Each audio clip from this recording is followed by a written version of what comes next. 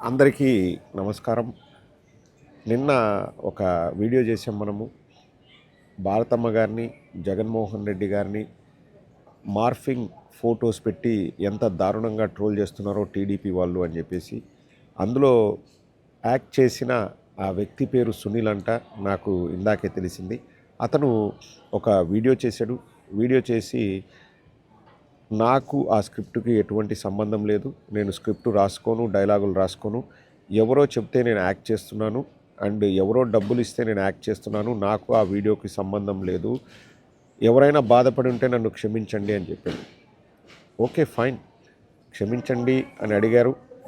అంతవరకు సంతోషం. కానీ అది సరిపోదు.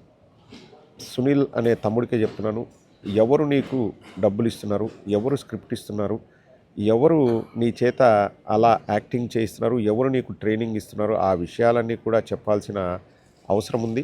ఎందుకంటే నువ్వు పబ్లిక్‌లోకి ఒక వీడియో రిలీజ్ చేసినప్పుడు, నీకు సంబంధం లేకపోయినా నువ్వు యాక్ట్ చేసినప్పుడు, ఎవరు చేస్తున్నారు? దీని వెనక ఎవరున్నారన్న విషయం కూడా నువ్వు చెప్పాలి. నీకు ఎవరు డబ్బులు ఇస్తున్నారో నీకు తెలియలేదు అంటే అంత సీక్రెట్‌గా డబ్బులు ఇవ్వాల్సిన అవసరం ఏముంది? తీసుకోవాల్సిన అవసరం నీకేముంది? ఈ విషయాన్ని ఖచ్చితంగా ప్రజలకు చెప్పాలి. అండ్ ఆల్సో పవన్ కళ్యాణ్ గారు freedom to speech is not freedom to abuse అన్నారు. ఇది ఖచ్చితంగా వేరే వ్యక్తుల వ్యక్తిత్వ హననం చేయడము, అందులోనూ మార్ఫింగ్ ఫోటోలు పెట్టి ఒక క్షమాపణ సరిపోదు. పవన్ కళ్యాణ్ గారు, నేను అనుకోవడం మీరు ఒక వైఎస్ఆర్ కాంగ్రెస్ పార్టీ వాళ్ళ కోసమే చట్టాలు తీసుకొస్తున్నారని నేను అనుకోను. ఇది అందరి కోసం. ఇటువంటి వ్యక్తుల్ని, అతనికి స్క్రిప్ట్ రాసిచ్చే వాళ్ళని, అతనికి డబ్బులు ఇచ్చే వాళ్ళని ఎందుకు అరెస్ట్ చేయట్లేదు అన్నది ఆంధ్ర రాష్ట్ర ప్రజల తరపున నేను మిమ్మల్ని అడుగుతున్నాను. మీరు ఖచ్చితంగా ఇటువంటి వాటికి సమాధానం చెప్పాలి. అండ్ ఆల్సో ఎవరైనా అండి, ఏ పార్టీ వాళ్ళైనా సంబంధం లేని వ్యక్తుల ఫోటోలు మార్పులు చేస్తూ పెట్టి వాళ్ళ హావభావాల్ని, లేకపోతే వాళ్ళ భాషను ఎక్కిరించే విధంగా చేయడం చాలా తప్పు. దీన్ని తీవ్రంగా ఖండిస్తున్నాం. ఈ ప్రభుత్వం పారదర్శకంగా ఉంది అని నిరూపించుకోవాలంటే ఈ సునీల్ అనే వ్యక్తి వెనకాల ఎవరున్నారు, ఎందుకు ఇటువంటివి చేయిస్తున్నారనేది కూడా వారు కనిపెట్టాలి. వారిని అరెస్ట్ చేయాలి. అప్పుడే ప్రజలు విశ్వసిస్తారు ఈ ప్రభుత్వం అందరిదని. లేకపోతే కేవలం కక్ష తీర్చుకోవడానికి వైఎస్ఆర్ కాంగ్రెస్ పార్టీ వాళ్ళపైన కేసులు పెట్టడానికి ఈ ప్రభుత్వం ఉందని ప్రజలంతా భావిస్తారు. ఇది ఒక్కసారి గమనించాలని పవన్ కళ్యాణ్ గారికి చెప్తున్నాను. పవన్ కళ్యాణ్ గారు భుజానికి శస్త్రచికిత్స చేసుకొని వారు కోలుకుంటున్నారంట. త్వరగా కోలుకోవాలని మనస్ఫూర్తిగా కోరుకుంటున్నాం.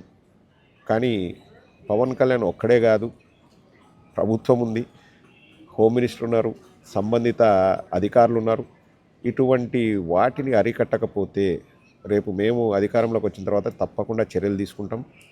ఇంకా ఏదైనా ఒక మాట మనం ఎక్కువ మాట్లాడకూడదు. ఇటువంటి విషయాల్లో అందరం కూడా కలిసికట్టుగా ఖండించాలి. ఎవరు మాట్లాడినా, ఎవరి గురించి మాట్లాడినా, ఎస్పెషల్లీ మార్ఫుడ్ ఫొటోసు, రాజకీయాలకు సంబంధం లేని వాళ్ళ గురించి ఇటువంటివి చేయడం అత్యంత దారుణం. క్షమాపణలు సరిపోవు. ఎవరు డబ్బులు ఇస్తున్నారు, ఎవరు స్క్రిప్ట్ రాస్తున్నారు, ఎవరు ఇటువంటి పనులు చేయిస్తున్నారన్న విషయాలు కూడా బయటికి రావాలి. వారిని కూడా అరెస్ట్ చేయాలి. అప్పుడే ఇటువంటివి ఆగుతాయి. కంచే చేను మేస్తే కాపేమి చేయగలడు అన్న చందాన ప్రభుత్వ పెద్దలు లేకపోతే తెలుగుదేశం పార్టీ వాళ్ళే ఇటువంటివి నడిపిస్తుంటే ఇంకా సామాన్యుడికి రక్షణ ఎక్కడుంటుంది? ఇది కేవలం కొందరి ప్రభుత్వం మాత్రమే అనుకోవాలి.